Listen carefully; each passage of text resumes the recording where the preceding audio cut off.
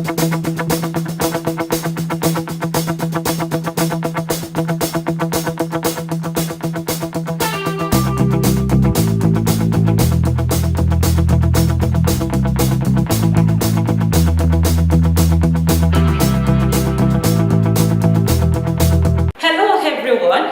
am Timi, Oyebode, your counselor.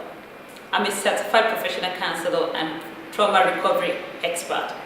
Okay, I also work as the head of counseling at Attitude Development International, Lagos, Nigeria. Today, I will be taking us on healing from hidden wounds. You're wondering, what does that mean? Okay, oh, you're wondering, is she going to take us all of that in this video? Okay, calm down. Really, what's going to happen is that I will just share and open our eyes to these healing pathways that could be used when you're talking about abuse, you're talking about addiction, or you're talking about anything traumatic that people have been through and you want to help them through that journey. Denise Carlson talked about the fact that we all seek freedom. What really then is freedom? She said that this freedom is to be free from anger, from bitterness, from anxiety, from fear, from everything that holds us bound. But the reality really is, many are not free. Many of us walk around on the road free. Yes, we're not in prison, but we're actually in the prison of the mind. We're imprisoned by our emotions. We're imprisoned by a traumatic event that we have been through in the past. And this influences and takes its toll on our present living or on our present lives. Now, what am I saying? I am saying that when we take a look into what you've been through in the past and what you're going through right now, we could actually put a connection to where the challenges you're going through right now is coming from. And for you to move forward to get freedom, total freedom like you desire, you need to be healed. So you're wondering, no, I don't have wounds. But the reality is this: the same way you have physical wounds that you need medical attention for, the same way we have emotional wounds that you need attention for. And how do you work that out? That's where you need your counselors. That's where you need your therapist. Talking about emotional wounds now. Some of them said, okay, yes, I got hurt some years ago, but that's in the past. I've dealt with it and it's gone. There is what we call the ACE theory. Okay, it's a research that was done. That's ACE. It's a research that was done connecting childhood traumatic experiences to lifestyle as adult. Meaning that when we look at your childhood, if you have ever been through particularly like 10 cases of trauma, for instance, you lived with a parent who were abusive, or you lived with a single parent, or you had in your household as a child experiences like someone in your household had to go to prison, someone suddenly died, or you had experiences like abandonment, neglect, you know, or you were sexually abused, or you were verbally, emotionally abused, or you grew up in a household where alcoholism and so many of these other vices were rampant. You might have thought it's in your past. You might have thought you dealt with it and you moved on. But hear me, it's actually taking its toll on your present life. And so when we're talking about all of this, you're wondering, okay, really? So how do I heal? Like I said, I will just be sharing with you briefly. What I'm going to share with you is just to set you on the pathway and introduce you to healing pathways for trauma. First thing we always talk about when we are talking about trauma is the fact that it's something that comes in and shatters your everyday life. Now, I've talked about childhood trauma. You could be traumatized even as an adult. If you are in an abusive marriage, in an abusive relationship, or you had an experience that just shook your world, as in your whole orientation, everything about you got messed up. For instance, maybe you had an armed robbery attack, okay? Or you had an accident. Even though you're an adult, these things could create perpetual information into your brain. Now, when your brain picks that message, it freezes. Now, that is what we call trauma. Because anytime that happens again, your brain react the same way back to that event or to similar event, because your brain has picked an information that says, I am not safe. Right now, I'm not safe. So whether it was childhood, whether it was at childhood or at adulthood, whenever it was that your brain picked the message of, I'm not safe, then you are beginning to work in the part of trauma. You are wounded. That's the point. Trauma is a Greek word that came from the word that means the word wounded. Okay, so when we're talking about trauma, we're just talking about the fact that you're wounded. And we're saying that if you could pay attention to your physical health, to your physiology, going to meet your doctor when you have a wound, you want to treat it. The same way, when you are wounded emotionally, you need to get it treated so that you could go back out there and give your possible best to the world. Now, what then had these things? One of it, first of all, the reaction that we find out from trauma is addiction. Usually, now, get me right, what I mean is that at some point, usually, when a child or an adult or anyone is traumatized, we usually look for a survival model. Okay, now the survival model, until it becomes a problem also, peradventure it becomes an addiction, then it becomes a problem again. What I'm saying is this: there is a point of trauma, there's a point of wound, okay, in which you are wounded, okay? Now, in the process of trying to get yourself or trying to move on with life, you would necessarily find succor in some things. You will find a way to survive. So for many people, this could be, oh, they said I hit too much and my parents keep talking down at me as a child, and then because of that they want to slim down and then go on and go on till they become addicted to healthy food mentality. They think they're working it out, but they're actually acting based on a wound in their life. So what I'm saying is, sometimes we have people who have been traumatized sexually, okay, and then going forward into their lives, they find out that they are addicted to sex. So the addiction is a relieving process or a relieving strategy for the pain they've been through. The addiction is also a pain. The reality is this: until we begin to see these things in the right concept, then we can master how to help people or how you could even get yourself out of it.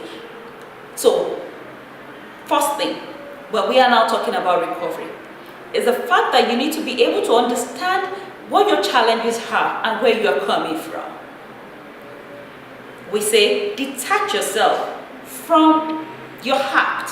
When I say detach yourself, you want to pay attention to the fact that I'm saying you will call yourself an addict because you are not. Okay, or you don't want to call that person an addict because they are not. It is just a process of survival that they have found, and to help them out of it, you also need to be able to detach the person from the act. That being said, the next thing you want to do is to trace the first experience. Track when it started from. When you're able to track where it started from, you're already getting to the bottom line, to the origin of everything that could be going wrong. The next thing is to grieve your loss. Whether it is yourself or you are working with someone you know, help them to grieve.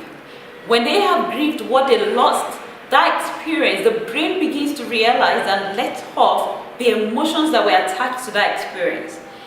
Do not be among those who tell people not to grieve.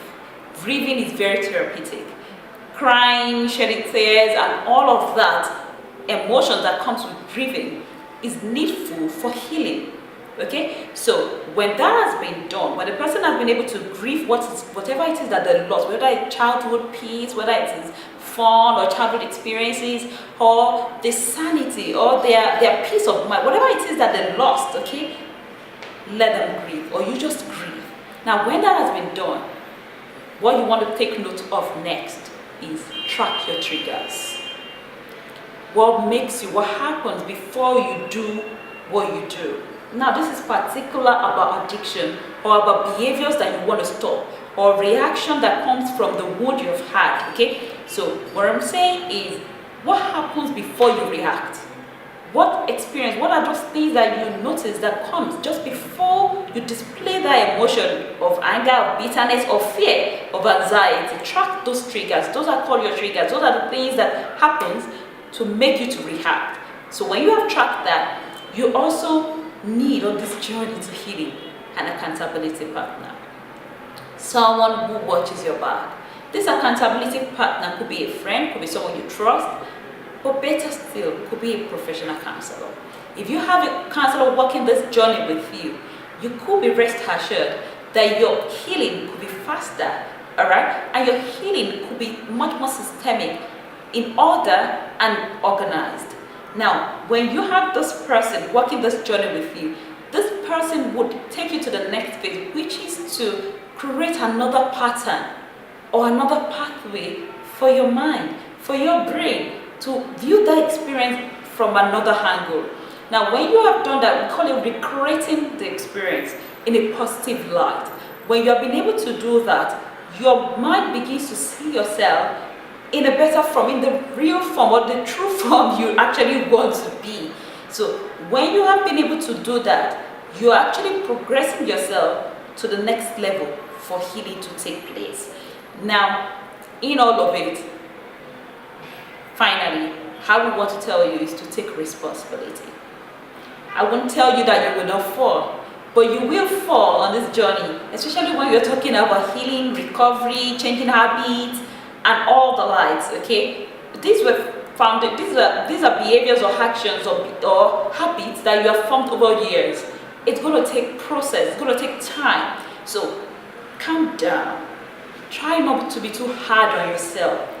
Healing is your right. You deserve to heal. Okay. However, you need to go through the process. So allow yourself to fall. The scripture talks about that person who falls 7 times and rises again.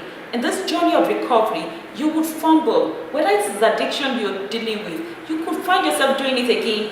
Don't be too hard on yourself. Don't feel, oh yes, I've done it again, that means I just can't get out of this habit. No, you would.